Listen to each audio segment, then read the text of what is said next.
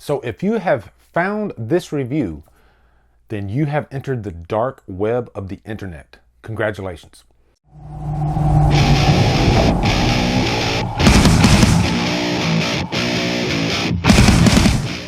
Unfriended, the Dark Web stars Colin Woodell, Betty Gabriel, and is directed by Steven Susko. What's up, guys? Quick little backstory on this movie for me.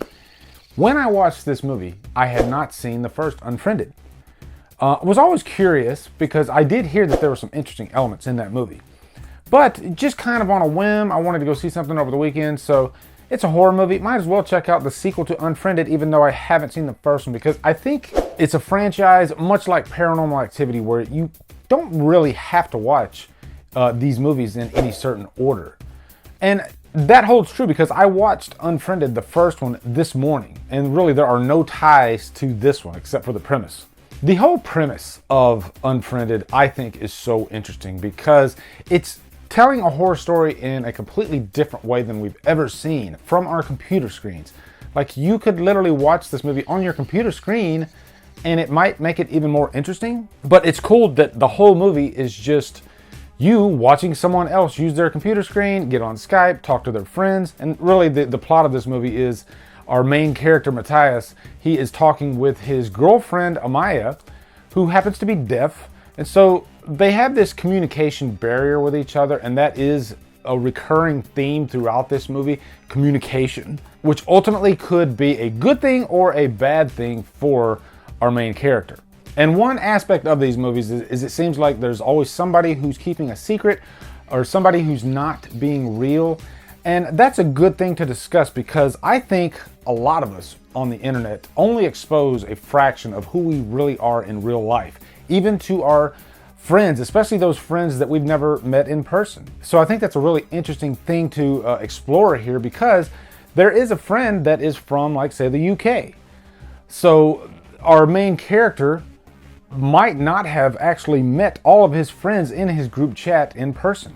And this explores that, but not to the extent that I would have liked them to have gone with it, which kind of leads me to the cons, so we'll get into that a little later. But our main character, he has not really stolen the laptop, but it was a laptop that was left in the lost and found. I got a new laptop. Actually new. There's a cyber cafe that I've been working at, and this computer was sitting in the lost and found for the last 3 or 4 weeks. Hang on, you stole someone's computer? And boy, did he grab the wrong laptop because this unidentified user actually comes upon the Skype chat, much like in the first movie, and he wants his laptop back. That's really what this movie is about, is this user manipulating these people in this Skype chat for the duration of the movie and trying to get the laptop back. But on this laptop, there is this folder which leads to this place called the River.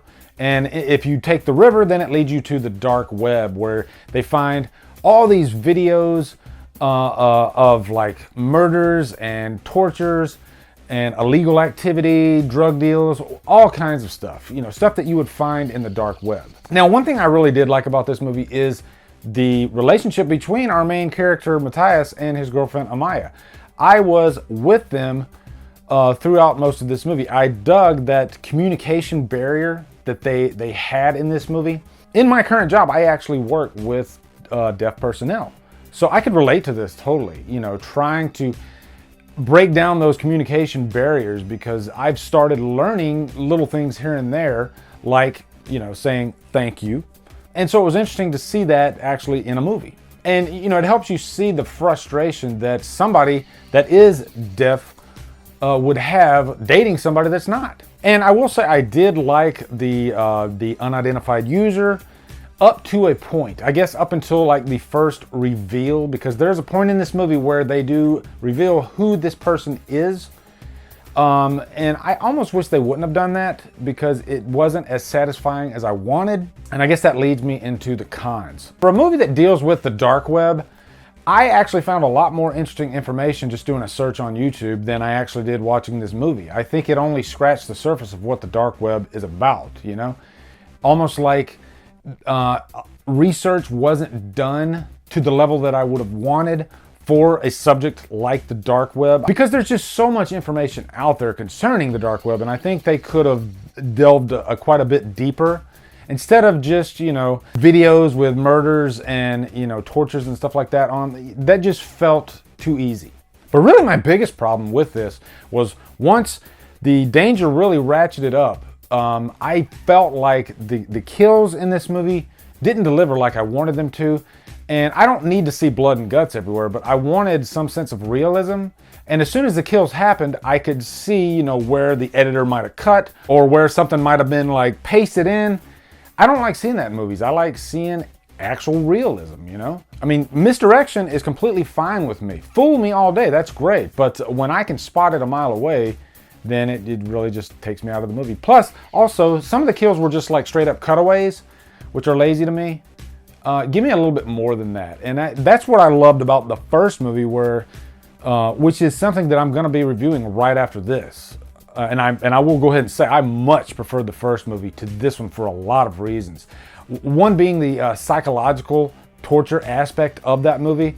Whereas this movie, I didn't feel like that was as present, I guess, as the first movie. I don't know, I didn't feel like I was gripping my chair the whole time. So, yeah. Plus, I hear there were 2 different endings given for this movie. And I've heard what the other ending is. I saw my particular ending involved a bicycle. But really, I didn't think the ending was that satisfying, if I'm being honest. You know, I wanted this to give me something to send shivers down my spine, and I didn't get that at all. You know, it felt pretty lazy. So in the end, guys, I'm going to give Unfriended the Dark Web a very low humdrum, just because after I watched the first movie, I am curious to go back and watch this one again, just to see what it's like. But I know those major problems that I have with it are still going to be there, especially in terms of the kills. So anyway, guys, what are your thoughts on Unfriended the Dark Web? Post in the comments, let me know. Also, be sure to come over to Killer Flicks, where we talk horror all day and every day, and on Fridays, we do Free For All Fridays. Follow me at Drumdums on Facebook, Twitter, Instagram, Letterboxd, and now Stardust. If you like what I'm doing, hit that subscribe button. I'd really appreciate it. Anyway, guys, thank you so much for watching. Have a great day, and Drumdum out.